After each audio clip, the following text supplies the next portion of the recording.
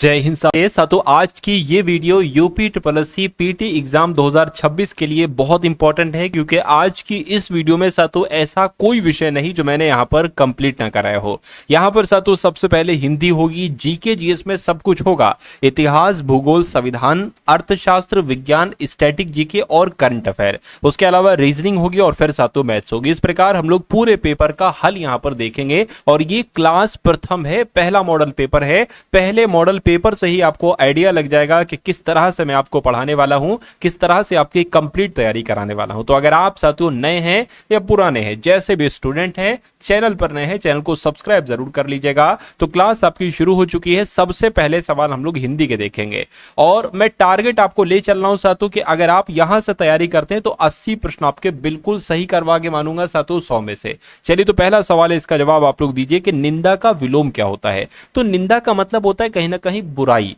तो इसका विलोम क्या होगा साथियों? तारीफ होगा, और तारीफ को हम लोग कहते हैं प्रशंसा। तो इस तरह से आपका जवाब ऑप्शन नंबर बी होगा। कहा जा रहा है कि स्थूल का विलोम क्या होता है साथियों? तो स्थूल का विलोम होता है सूक्ष्म। आंसर आपका अगर ऑप्शन नंबर सी है तो बिल्कुल सही है। कह रहे हैं स्वतंत्र का साथियों विलोम क्या हो सकता है? तो स्वतंत्र का विलोम क्या होता है? परतंत्र होता है। आंसर आपका बी हो जाता है। कहा जा रहा है कि कमल का पर्यायवाची इनमें से साथियों क्या हो सकता है? तो कमल का पर्यायवाची साथियों पंकज, पवन, पल्लव, पर्वत। मैं कहूंगा पंकज को कहते हैं साथियों कमल, या कमल को पंकज भी कहा जाता है। उसके बाद देखिए आकाश का पर्यायवाची इसमें से क्या हो सकता है? तो आकाश को अनल नहीं कहते, नभ, नीर, धरा। मैं कहूंगा नभ कहा जाता है, आकाश को नभ कहा जाता है। सही जवाब आपका बी होगा। कहा जा रहा है कि वायु का पर्यायवाची इसमें से कौन सा है? तो वायु को तो हम लोग क्या कहते हैं? पवन भी कहते हैं, पावक, बादल, किरण नहीं कहते हैं, यानी कि पवन जो होगा वायु का पर्यायवाची हो जाएगा। उसके बाद देखिए जो सब कुछ जानता हो उसके लिए एक शब्द आपसे पूछा जा रहा है, तो उसके लिए एक शब्द यहाँ पर सर्वज्ञ होगा, यानी कि जो सब कुछ जानता है उसको सातों सर्वज्ञ कहा जाता है। जो कम बोलता है उसके लिए एक शब्द क्या होगा? तो उसको सातों मितभाषी कहते हैं। जो कम बोलता है ना उसको मितभाषी कहा जाता है। जो दूसरों पर उपकार करता है, यानी कि जो दूसरों पर एहसान करता है, उसको क्या कहा जाता है? तो जो दूसरों पर एहसान करता है उसको परोपकारी कहा जाता है। क्या कहा जाता है? परोपकारी। आंसर आपका अगर ऑप्शन नंबर बी तो बिल्कुल करेक्ट है। अभिनेता का स्त्रीलिंग क्या हो सकता है? तो अभिनेता का स्त्रीलिंग क्या हो जाएगा? अभिनेत्री हो जाएगा, और अभिनेत्री आपके सवाल का बिल्कुल सही जवाब हो जाएगा। वस्तु का बहुवचन क्या हो सकता है? तो वस्तु का बहुवचन क्या होगा? वस्तुएं, वस्तु, वस्तुओं या वस्तुएं ही। मैं कहूंगा सातु वस्तुएं हम लोग कह सकते हैं, यानी कि वस्तु का बहुवचन सातु वस्तुएं हो जाएगा। उसके बाद देखिए अगला सवाल यहां पर रिपीट हो गया। अगला देखिए दांतों तले उंगली दबाना, इस मुहावरे का मतलब क्या हो सकता है? तो दांतों तले उंगली दबाना इस मुहावरे का मतलब क्या होगा? मैं कहूंगा बहुत आश्चर्यचकित हो जाना, इसको ही कहा जाता है दांतों तले उंगली दबाना। आंसर आपका भी होगा। ऊंची दुकान, फीके पकवान। 20 सवाल देखेंगे हिंदी के, उसके बाद साथियों फिर हम लोग चलेंगे जीके जीएस और करंट अफेयर की तरफ। आपसे कहने की ऊंची दुकान, फीका पकवान, इसका मतलब क्या होता है? दुकान बहुत बड़ी होना, दिखावा अधिक गुणवत्ता कम। बिल्कुल सही साथियों, दिखावा अधिक गुणवत्ता कम, इसको ही कहा जाता है ऊंची दुकान, फीके पकवान। इनमें से शुद्ध शब्द साथियों कौन सा है? उज्जवल कैसे लिखा जाता है? तो उज्जवल में 2 बार जाएगा और दोनों बार आधा आधा जा आता है। अगला देखिए शुद्ध वाक्य, इनमें से मुझे बता दीजिए कि इसमें से शुद्ध वाक्य आपको कौन सा लग रहा है? राम ने बाजार गया, गलत है। राम बाजार गया, राम को बाजार गया, गलत है। राम बाजार को गया, गलत है। मैं कहूंगा राम बाजार गया, यह आपका एक शुद्ध वाक्य हो जाएगा। आंसर आपका भी है। कामा यानी कि रचयिता कौन है? तो कामा यानी कि रचयिता आप लोग याद रखेंगे जयशंकर प्रसाद ही कामा यानी कि रचयिता है। मधुशाला के रचयिता कौन है? हरिवंश राय बच्चन, मुंशी प्रेमचंद्र, सुमित्रा, सूर्यकांत त्रिपाठी, निराला या सुमित्रा नंदन पंत। मैं कहूंगा हरिवंश राय बच्चन ही मधुशाला के रचयिता है। आंसर आपका ए हो जाता है।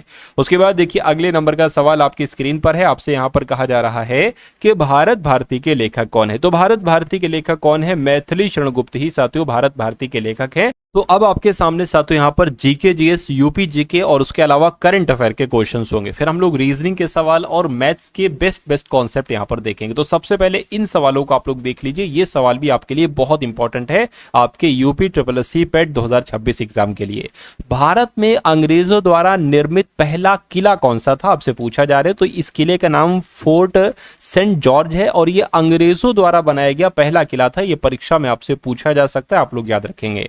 किसने शासनकाल में भू राजस्व से संबंधित स्थायी बंदोबस्त स्थापित किया था? तो स्थायी बंदोबस्त किसने स्थापित किया था? लॉर्ड कॉर्नवालिस ने स्थापित किया था। आंसर आपको ऑप्शन नंबर सी हो जाता है। साथियों, अगर आपने अभी तक इस वीडियो को लाइक नहीं किया है तो वीडियो को लाइक कर दीजिए। चैनल पर अगर नए हैं चैनल को तुरंत सब्सक्राइब करके बेल आइकन पर क्लिक कर दीजिए और एक जय हिंद का कमेंट आप लोग साथियों कमेंट सेक्शन में जरूर कर दीजिएगा। अगर आप अपने एग्जाम को साथियों वाकई में अच्छे परसेंटाइल के साथ क्रैक करना चाहते हैं तो चैनल को सब्सक्राइब होना बहुत जरूरी है, क्योंकि ये आपकी प्रथम क्लास है और ये प्रथम क्लास है साथियों। जब तक आपकी परीक्षा चलेगी, जब तक आपकी परीक्षा है तब तक साथियों आपकी क्लास चलेगी। तो इन सारी क्लासेस को, जितने भी टारगेट सिलेक्शन पर क्लासेस हो, सारी क्लासेस को लेना अनिवार्य रूप से साथियों है। यानी कि अगर पेपर पास करना चाहते हैं तो ये करना ही करना आपको होगा। तो मैं कह सकता हूं साथियों इस सवाल का जवाब ऑप्शन नंबर सी हो जाता है। सत्यार्थ प्रकाश के लेखक कौन है? तो आपको यहां पर साथियों याद रखना चाहिए स्वामी दयानंद सरस्वती सत्यार्थ प्रकाश के लेखक है। आंसर आपका सी होगा। थियोसोफिकल सोसाइटी की सफलता मुख्यतः थी एनी बेसेंट के कारण, कर्नल एच.एस. अल्वार्ट के कारण। बिल्कुल साथियों, कर्नल एच.एस. अल्वार्ट के कारण ही भारत में थियोसोफिकल सोसाइटी की जो है ना ये सोसाइटी साथियों सफल रही भारत में, कर्नल एच.एस. अल्वार्ट की वजह से। उसके बाद देखिए, हिंदुस्तान सोशलिस्ट रिपब्लिकन एसोसिएशन की स्थापना कब की गई थी? तो इसकी स्थापना कब की गई थी साथियों? मैं कहूंगा 1928 में इसकी स्थापना की गई थी। आंसर आपका डी होगा, आपको ध्यान रखना है। निम्नलिखित में से कौन कांग्रेस सोशलिस्ट पार्टी के संस्थापक सदस्यों में से एक थे? तो किन की बात चल रही है साथियों? आपसे सवाल पूछा जा रहा है। मैं कहूंगा राम मनोहर लोहिया ये कांग्रेस सोशलिस्ट पार्टी के संस्थापक सदस्यों में से एक थे। आंसर आपका डी है। किसे हजार दिनारी कहा जाता है? तो हजार दिनारी के नाम से तो मलिक काफूर को जाना जाता है, मलिक काफूर को ही हजार दिनारी कहा जाता है। उसके बाद देखिए, एक नए कर विभाग यानी कि दीवाने मुस्तखराज का गठन किस सुल्तान के द्वारा किया गया था? तो इस कर का गठन जो किया था वो अलाउद्दीन खिलजी के द्वारा किया गया था। दीवाने मुस्तखराज का गठन अलाउद्दीन खिलजी ने किया था। किस शासक ने दाग और हुलिया प्रथा का प्रचलन शुरू किया था? तो आपको ध्यान रखना है साथियों किन की बात चल रही है, या आपसे यहां पर कुल मिला के पूछा जा रहा है। तो खिलजी की अगर बात करते साथियों, खिलजी ने ही दाग और हुलिया प्रथा प्रचलन में लाई थी। आंसर आपका डी हो जाता है।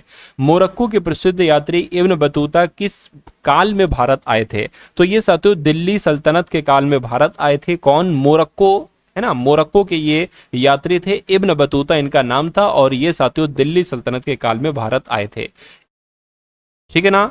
इब्न बतूता के भारत आने पर दिल्ली सल्तनत का शासक कौन था? तो उस समय शासक कौन था? मोहम्मद बिन तुगलक उस समय साथियों शासक था। आंसर आपका सी होगा। बहमनी राज्य की स्थापना साथियों की थी, तो किनके द्वारा बहमनी राज्य की स्थापना की गई थी? मैं कहूंगा अलाउद्दीन हसन बहमन शाह यानी कि हसन गंगू के द्वारा ही बहमनी राज्य की स्थापना की गई थी। आंसर आपका ए होगा। निम्नलिखित में से किसकी रचना कालिदास द्वारा की गई थी? तो कालिदास द्वारा किसकी रचना की गई थी? कुमार संभवम की। बिल्कुल साथियों, कुमार संभवम की अगर बात करते हैं, कुमार संभवम की रचना कालिदास के द्वारा की गई थी। आंसर आपका ऑप्शन नंबर ए होगा। किस गुप्तकालीन शासक को कविराज कहा जाता है? तो कविराज की अगर हम बात करते हैं साथियों, समुद्रगुप्त को क्या कहा जाता है? समुद्रगुप्त को ही कविराज कहा जाता है। आंसर आपको ऑप्शन नंबर सी होगा। अगला देखिए, इतिहास के आरंभिक काल को निम्नलिखित में से क्या कहा जाता है? तो जो इतिहास का आरंभिक काल है ना, उसको तो पूरा पाषाण काल कहा जाता है। तो पूरा पाषाण काल आपके सवाल का जवाब होगा और ये क्वेश्चन साथियों इंपॉर्टेंट है, आपके एग्जाम में आएगा।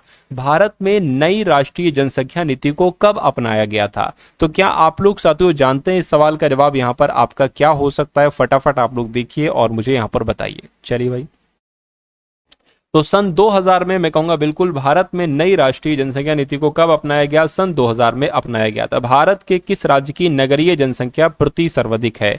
तो यहां पर आपका जवाब साथियों क्या होगा? आपका जवाब गोवा हो जाएगा। ठीक है ना, गोवा की नगरीय जनसंख्या सर्वाधिक है, ये आपको ध्यान रखना है। आंसर आपका ए होगा। यूरोप वासी किस ग्रह की पूजा सुंदरता की देवी के रूप में करते हैं? तो यहां पर आपका जवाब साथियों जो हो सकता है वो शुक्र हो जाएगा, यानी कि यूरोप वासी शुक्र ग्रह की पूजा सुंदरता की देवी के रूप में करते हैं। आंसर आपका ऑप्शन नंबर बी है। साउथ पोल पर पहुंचने वाला प्रथम व्यक्ति साथियों कौन था? तो साउथ पोल पर पहुंचने वाला प्रथम व्यक्ति कौन था? मैं कहूंगा रोआल्ड एमुंडसन की अगर बात करें तो रोआल्ड एमुंडसन ही साउथ पोल पर पहुंचने वाले पहले व्यक्ति थे। आंसर आपका ऑप्शन नंबर बी होगा। मंगल की परिक्रमा कक्षा में जाने वाले प्रथम एशियाई देश का नाम क्या है? तो मैं कह सकता हूं साथियों, मंगल की परिक्रमा कक्षा में जाने वाले पहला जो एशियाई देश है वो अपना देश भारत है, इसलिए सवाल इंपॉर्टेंट है, परीक्षा में आएगा। कहने कि मिस्र की नील नदी विश्व की सबसे चौड़ी नदी है, गहरी नदी है, लंबी नदी या छोटी नदी है? तो जो नील नदी है ना, ये तो विश्व की सबसे लंबी नदी है, इसलिए सही जवाब अगर आपने ऑप्शन नंबर सी का चयन किया है तो बिल्कुल सही किया है। कहा जा रहा है कि भारतीय संविधान के किस अनुच्छेद के अंतर्गत भाषण एवं अभिव्यक्ति की स्वतंत्रता के अधिकार की गारंटी दी गई है? तो मैं कहूंगा साथियों, कौन सा अनुच्छेद आपके सवाल का जवाब हो सकता है? तो अनुच्छेद 19 यहां पर होना चाहिए था, यानी कि अनुच्छेद 19 में ही भाषण एवं अभिव्यक्ति की स्वतंत्रता के अधिकार की गारंटी दी गई है। आंसर आपका ऑप्शन नंबर ए होगा। भारत के संविधान के किस अनुच्छेद में प्रेस की स्वतंत्रता दी गई है? तो जो प्रेस की स्वतंत्रता दी गई है ये अनुच्छेद 19 के 1 में दी गई है। किस में? अनुच्छेद 19 के 1 में ही प्रेस की स्वतंत्रता दी गई है। राज्यसभा के अध्यक्ष के रूप में निम्नलिखित में से उल्लेख किया जाता है? तो राज्यसभा के अध्यक्ष के रूप में मतलब राज्यसभा के अध्यक्ष कौन कहलाए जाते हैं? तो जो उपराष्ट्रपति होते हैं ना, वही राज्यसभा के अध्यक्ष कहलाए जाते हैं। ये आप लोग साथियों यहां पर याद रखेंगे। उसके बाद देखिए साथियों, राज्यसभा के सभापति कौन होते हैं? देखिए साथियों, जो उपराष्ट्रपति होते हैं ना, भारत के उपराष्ट्रपति को ही राज्यसभा का सभापति कहा जाता है। राइट आंसर आपका सी होगा। निम्नलिखित में से कौन भारत सरकार का अंग नहीं है? तो विधायिका भारत सरकार का अंग है, न्यायपालिका भी है, कार्यपालिका भी है, लेकिन मीडिया ये भारत सरकार का अंग नहीं है। अब नहीं है तो यही आपका जवाब होगा। त्रिभाषा सूत्र की सिफारिश किस समिति ने की थी? आपसे यहाँ पर कुल मिला के पूछा जा रहा है। मैं कहूंगा कोठारी समिति की अगर बात करें तो कोठारी समिति ने ही त्रिभाषा सूत्र की सिफारिश की थी। आंसर आपका डी है। हिंदी को भारत की राजभाषा घोषित कराने के प्रयास के लिए किस स्वतंत्रता सेनानी को याद किया जाता है? तो किनको याद किया जाता है साथियों? पुरुषोत्तम दास टंडन को याद किया जाता है। राइट आंसर आपका ऑप्शन नंबर ए होगा। निम्नलिखित में से किस भाषा को केंद्रीय सरकार द्वारा शास्त्रीय भाषा का दर्जा दिया गया है? तो किस भाषा की बात चल रही है? मैं कहूंगा तमिल भाषा की बात चल रही है। तमिल को केंद्रीय सरकार के द्वारा शास्त्रीय भाषा का दर्जा दिया गया है। उसके बाद देखिए, संविधान में संशोधन की पहल की जा सकती है क्या? केवल लोकसभा में की जा सकती है, केवल राज्यसभा में, केवल राज्य विधानसभाओं में, या संसद के किसी एक सदन में? तो आपको यहां पर ध्यान रखना है, संविधान में संशोधन की पहल की जा सकती है संसद के किसी एक सदन में। आंसर आपका ऑप्शन नंबर डी होगा। उसके बाद देखिए, भारत के संविधान का पहला संशोधन अधिनियम ये कब आया था? तो ये आया था 1951 में। कब? यानी कि संविधान का जो पहला संशोधन किया गया था संविधान में, वो 1951 में किया गया था। निम्नलिखित में से किसे प्लास्टिक मनी कहा जाता है? कागजी मुद्रा को प्लास्टिक मनी कहा जाता है ना? कागजी मुद्रा को कहते हैं साथियों, किसको कहते हैं? या क्रेडिट कार्ड को, या डिस्काउंट कूपन को, या शेयर बाजार को? तो आपको यहां पर ये याद रखना है, क्रेडिट कार्ड को ही साथियों प्लास्टिक मनी कहा जाता है। आंसर आपका ऑप्शन नंबर बी होगा। भारतीय रिजर्व बैंक, जिसे केंद्र सरकार का साहूकार कहा जाता है, कब स्थापित किया गया था? तो यहां पर आपका जवाब साथियों जो हो सकता है वो 1 अप्रैल 1935 हो जाएगा। यानी कि भारतीय रिजर्व बैंक, जिसे केंद्र सरकार का साहूकार कहा जाता है, इसको कब स्थापित किया गया? तो 1 अप्रैल 1935 को स्थापित किया गया। उसके बाद देखिए, यकृत एवं मांसपेशियों में ऊर्जा जमा होती है। तो यकृत और मांसपेशियों में ऊर्जा जमा होती है, यह बात आपसे यहां पर कुल मिला के साथियों पूछी जा रही है। फटाफट आप लोग मुझे बता दीजिए। चलिए, क्या आपके सवाल का जवाब हो सकता है? फटाफट एक बार कमेंट करके आप लोग यहां पर साथियों मुझे बता दीजिए। तो आपका जवाब यहाँ पर ग्लाइकोजन हो जाएगा। यानी कि यकृत और मांसपेशियों में जो ऊर्जा जमा होती है वो ग्लाइकोजन के रूप में जमा होती है। पित्ताशय में उपस्थित पत्थर निम्नलिखित में से किसका पाचन प्रभावित करता है? तो ये वसा का पाचन प्रभावित करता है। ये सवाल भी आपके एग्जाम में पूछा जा सकता है, आपके लिए इंपॉर्टेंट है, आपको याद रखना है। उसके बाद देखिए, प्रकाश संश्लेषण की प्रक्रिया किसकी मौजूदगी में होती है? तो जो प्रकाश संश्लेषण की प्रक्रिया होती है, या आपसे यहाँ पर कुल मिला के पूछा जा रहा है कि ये किसकी मौजूदगी में होती है, एक बार कमेंट करके मुझे बता दीजिए। चलिए,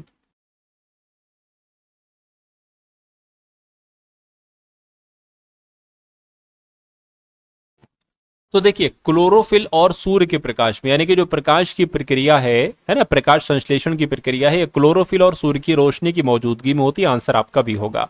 कौन सा ऊर्जा रूपांतरण जो प्रकाश संश्लेषण नामक प्रक्रिया में होता है? तो अब इस सवाल की अगर बात करें, potential potential energy to chemical energy नहीं साथियों, light energy to chemical energy, यानी कि आपके सवाल का जवाब जो होगा वो ऑप्शन नंबर बी हो जाता है। उसके बाद देखिए प्रकाश संश्लेषण की प्रक्रिया की मौजूदगी में होती है, यानी कि किसकी मौजूदगी में होती है, तो अभी मैंने आपको बताया था क्लोरोफिल और सूर्य की मौजूदगी में होती है, यानी कि सूर्य के प्रकाश की, सूर्य की रोशनी की मौजूदगी में होती है। आंसर आपका बी होगा। इनमें से कौन सा, ये भी तो हो चुका है साथियों। अगला देखिए प्रथम विश्व पर्यावरण दिवस कब मनाया जाता है, ये आपके लिए बहुत इंपॉर्टेंट है।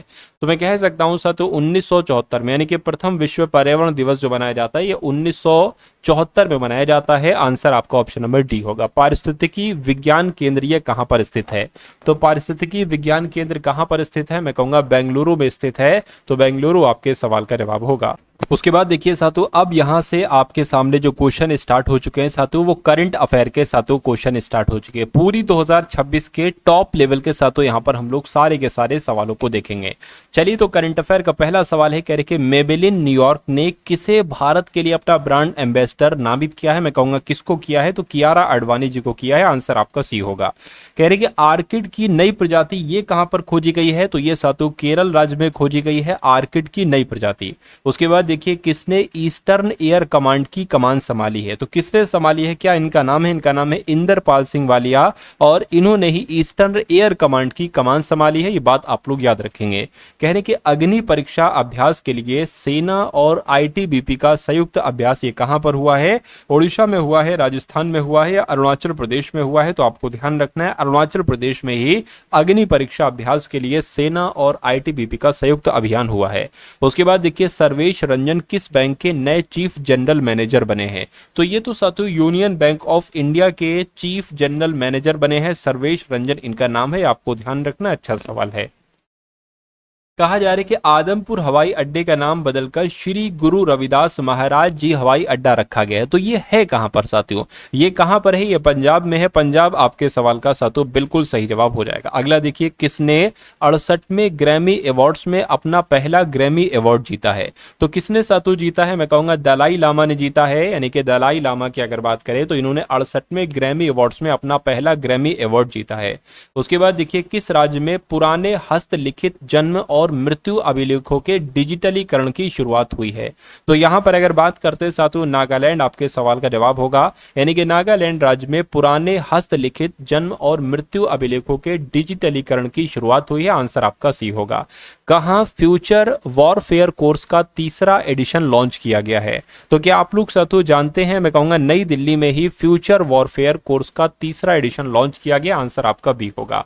किस राज्य में मुख्यमंत्री ग्रामोत्थान योजना की शुरुआत हुई है, तो यहां पर अगर बात करते हैं साथियों गुजरात की, तो गुजरात के मुख्यमंत्री के द्वारा ही ग्रामोत्थान योजना की शुरुआत हुई है। ये आप लोग याद रखेंगे, अच्छा सवाल है। कहा जा रहा है कि अमेरिका ने भारत पर टैरिफ 50% से घटाकर कितना कर दिया है, तो 50% से घटाकर साथियों सिर्फ और सिर्फ 18% कर दिया है। अमेरिका ने भारत पर टैरिफ 50% से घटाकर 18% कर दिया है, आप लोग याद रखेंगे। पंचायत एडवांसमेंट इंडेक्स 2.0 में पहला स्थान किस राज्य को दिया गया है, तो त्रिपुरा राज्य को साथियों पहला स्थान दिया गया है। राइट आंसर आपका बी हो जाता है। विमानपत्तन प्राधिकरण बोर्ड की पहली महिला जो सदस्य बनी है इनका नाम क्या है, तो इनका नाम है निवेदिता दुबे, और निवेदिता दुबे ही विमानपत्तन प्राधिकरण बोर्ड की पहली महिला सदस्य बनी है। यानी कि किस राज्य में पिलो एआई का शुभारंभ हुआ है, तो पिलो एआई का शुभारंभ साथियों जो हुआ है वो कहां पर हुआ है, वो आंध्र प्रदेश में हुआ है। आंध्र प्रदेश आपके सवाल का जवाब हो जाता है। दुनिया के पहले प्राइवेट स्पेस स्टेशन बनने वाले हेवन प्रथम को किस देश में विकसित किया जा रहा है, तो कहां पर विकसित किया जा रहा है साथियों, अमेरिका में विकसित किया जा रहा है। दुनिया के पहले प्राइवेट स्पेस स्टेशन बनने वाले हेवन प्रथम को अमेरिका देश में विकसित किया जा रहा है। आंसर आपका बी होगा। किस राज्य की पर्वतरोही कबक यानो ने पश्चिमी गोलार्ध की सबसे ऊंची चोटी फतेह की है, तो यहां पर अगर बात करते हैं साथियों अरुणाचल प्रदेश आपका जवाब होगा। अरुणाचल प्रदेश राज्य की पर्वतरोही कबक यानो ने पश्चिमी गोलार्ध की सबसे ऊंची चोटी फतेह की है। नेक्स्ट नंबर का सवाल देखिए। अभी साथियों हम लोग रीजनिंग और मैथ्स के सवालों को भी देखेंगे, तो उन सवालों को भी आप लोग देखकर जरूर जाइएगा। भारतीय मूल के किस वैज्ञानिक ने क्राफोर्ड पुरस्कार 2026 जीता है, तो जो क्राफोर्ड पुरस्कार 2026 है ये तो वीर भद्रन रामनाथन के द्वारा जीता गया है ना। क्या ये वैज्ञानिक है वीरभद्र रामनाथन, इन्होंने क्राफोर्ड पुरस्कार 2026 जीता है। भारत और किर्गिस्तान के बीच संयुक्त सैन्य अभ्यास खंजर का 13वां संस्करण ये कहां पर आयोजित किया जाएगा? तो ये सातु कहां पर आयोजित किया जाएगा? ये असम में आयोजित किया जाएगा। असम आपके सवाल का जवाब हो जाता है। उसके बाद देखिए कहा जा रहा है कि युमनाम खेमचंद सिंह को किस राज्य का मुख्यमंत्री चुना गया है?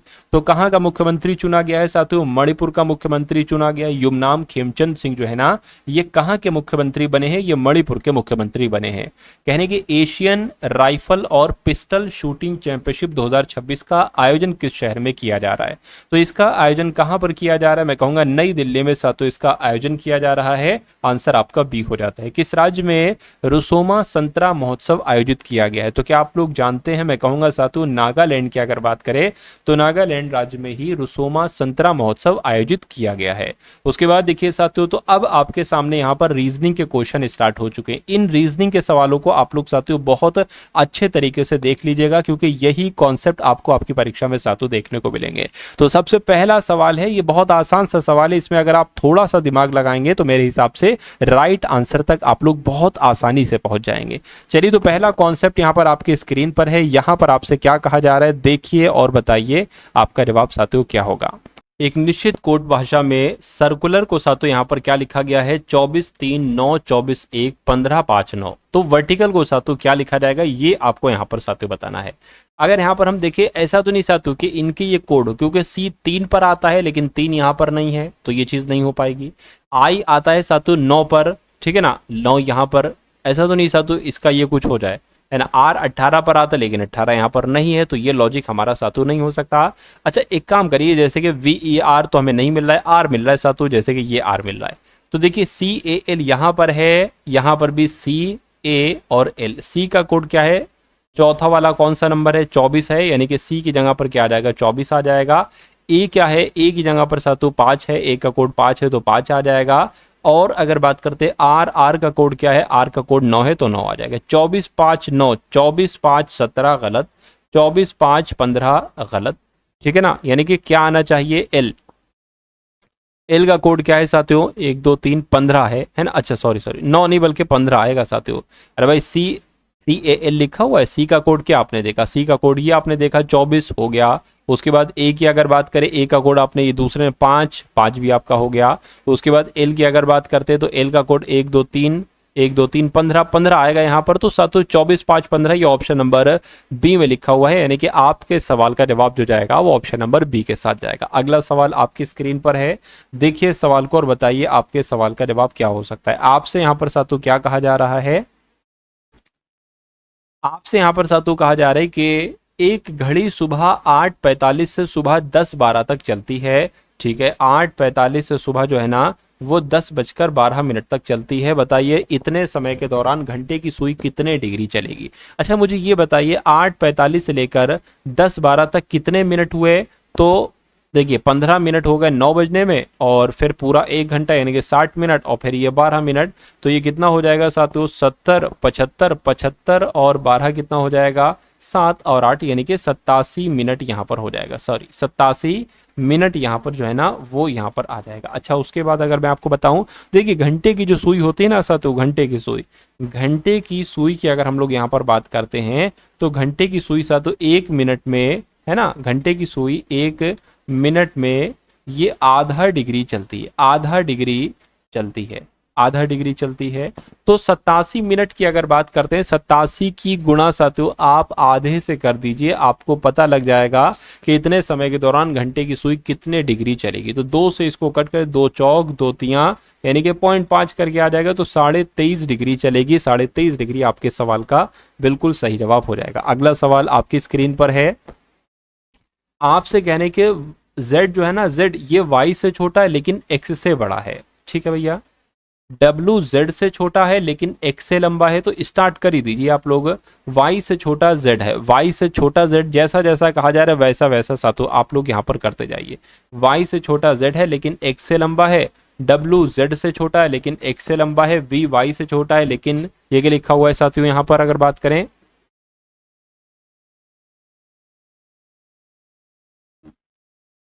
ये z लिखा होगा, है ना, ये z लिखा होगा, z की तरह लग रहा है, लेकिन z से लंबा सबसे छोटा व्यक्ति यहाँ पर आपसे कुल मिला के पूछा जा रहा है। चलिए, तो जैसा जैसा कह रहे हैं वैसा वैसा कर लीजिए। तो y से छोटा कौन है? z है। तो y से छोटे की अगर बात करते हैं साथियों, y से छोटा कौन हो जाएगा? z हो जाएगा। लेकिन x से लंबा है कौन? x से लंबा है सातु z जो है ना सातु x से लंबा है, कहने के z से छोटा है w। अच्छा, z से छोटा कौन है? w है, यानी कि मैं कहूंगा w इनके बीच में तो नहीं आ जाएगा। w z से छोटा है लेकिन x से लंबा। अच्छा अच्छा अच्छा अच्छा, तो w मैं कह सकता हूँ सातु यहाँ पर आएगा, w यहाँ पर, है ना, यानी कि W जो है ये Z से तो छोटा है लेकिन X से लंबा है। ठीक है, कहने के V Y से छोटा है, V जो है Y से छोटा है लेकिन Z से लंबा, यानी कि V अब सातु यहाँ पर आएगा। तो कुल मिला के सातु देखिए, Z से बड़ा W, W से बड़ा Z, और Z से बड़ा V और V से बड़ा Y। तो कह रहे कि सबसे छोटा कौन सा हो गया? मैं कहूँगा सबसे छोटा तो यहाँ पर X हो गया। तो X आपके सवाल का बिल्कुल सही जवाब हो जाता है। अगला सवाल आपकी स्क्रीन पर है, देखिए सवाल को और बताइए आपके सवाल का जवाब यहाँ पर क्या हो सकता है। आपसे कहा जा रहा है कि महिपाल और रामपाल दो भाई हैं, सुनीता महिपाल की भाभी है ना। सुनीता, देखिए सबसे पहले अगर बात करते हैं, यहाँ पर कहा गया है कि महिपाल, एक सेकेंड, महिपाल और सतपाल भाई हैं। सुनीता जो है ना महिपाल की भाभी है। तो सुनीता महिपाल की भाभी हैं, यानी कि सतपाल की पत्नी होंगी कौन? सुनीता। इतनी बात हमें अभी तक यहाँ पर क्लियर हो चुकी है। उसके बाद आपसे कहा जा रहा है कि रघुवीर सुनीता के पिता हैं। तो सुनीता के पिता कौन है साथियों? रघुवीर जो है ना ये सुनीता के पिता हैं। सुनीता विनय की इकलौती बहन है। सुनीता जो है ना साथियों, सुनीता जो है यानी कि ये जो है ये विनय की इकलौती बहन है। तो मैं कहूँगा साथियों विनय यहाँ पर मतलब विनय इनके भाई हो जाएंगे, रघुवीर के बेटे हो जाएंगे। सुनीता के इकलौता पुत्र कौन है? यानी कि सतपाल और सुनीता का इकलौता पुत्र कौन है? लकी है, यहाँ पर ऐसा कहा हुआ है। तो सतपाल का लकी से क्या संबंध? यानी कि लकी क्या कहेगा सतपाल को? ये तो पिताजी कहेगा, तो पिताजी कहेगा। राइट आंसर आपका ऑप्शन नंबर ए होगा। उसके बाद देखिए कथन आपके सामने है, आपके सामने निष्कर्ष है। सभी बदख बाघ हैं। तो जैसा जैसा कह रहा है सातु वैसा वैसा कर लीजिए। सभी बतख जो है ना सातु ये क्या है? ये यहाँ पर बाघ बताए गए हैं। सभी बाघ जो है ना, सभी बाघ क्या है सातु? सभी बाघ यहाँ पर बंदर हैं। और सभी बंदरों की अगर बात करते हैं, सभी बंदर यहाँ पर क्या है? गाय हैं। तो निष्कर्ष पढ़िए, बताइए इनमें से कौन सा निष्कर्ष सही है? पहला, दूसरा, तीसरा और चौथा। सभी बाघ गाय हैं, सभी बाघ गाय हैं, ये बात बिल्कुल सही है। सभी बंदर बदख हैं, सभी बंदर बदख नहीं है, सिर्फ इतने बंदर बदख हैं, कुछ बंदर बदख हैं, ये तो सही हो जाता। गलत है ये। सभी बदख गाय हैं, सभी बदख गाय हैं, ये बात भी बिल्कुल सही है। सभी गाय बाघ हैं, सभी गाय बाघ नहीं हो सकती, कुछ गाय बाघ हो सकती, तो ये गलत हो जाएगा। यानी कि पहला और तीसरा सही है। उसके बाद देखिए नेक्स्ट नंबर का सवाल आपकी स्क्रीन पर है। आपसे कहा यहाँ पर जा रहा है,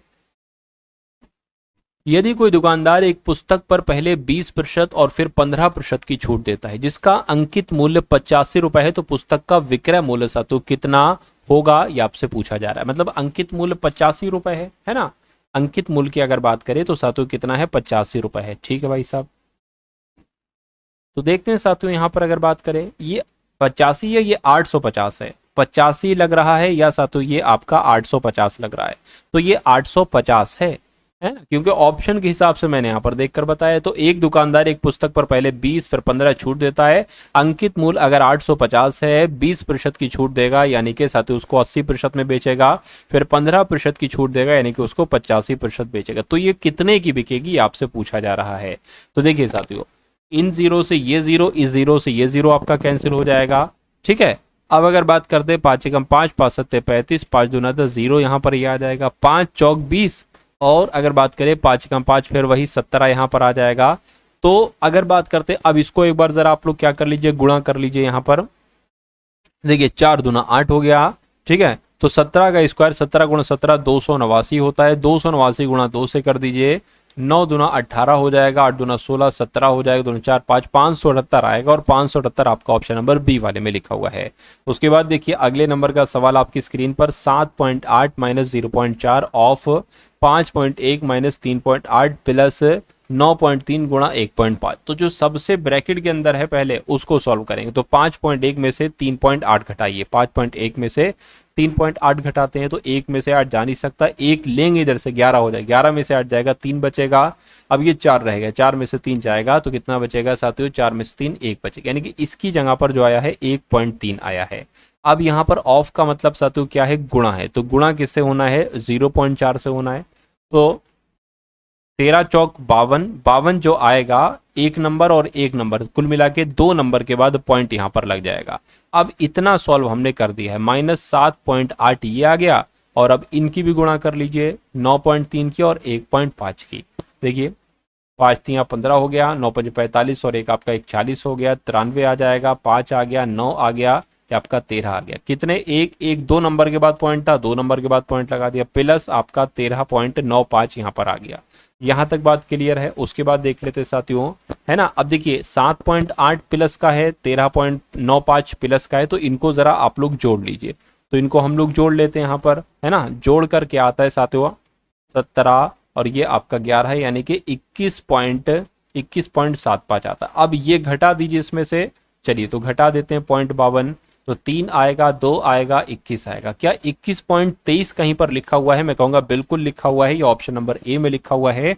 तो जिनका भी आंसर ऑप्शन नंबर ए के साथ है तो बिल्कुल करेक्ट हो जाता है। अगला सवाल देखिए, यदि एक वर्ग की सभी भुजाओं में 20% की वृद्धि की जाती है तो क्षेत्रफल में कितनी वृद्धि की जाएगी, ये बात आपसे यहाँ पर कुल मिला के पूछी जा रही, मुझे बता दीजिए। चलिए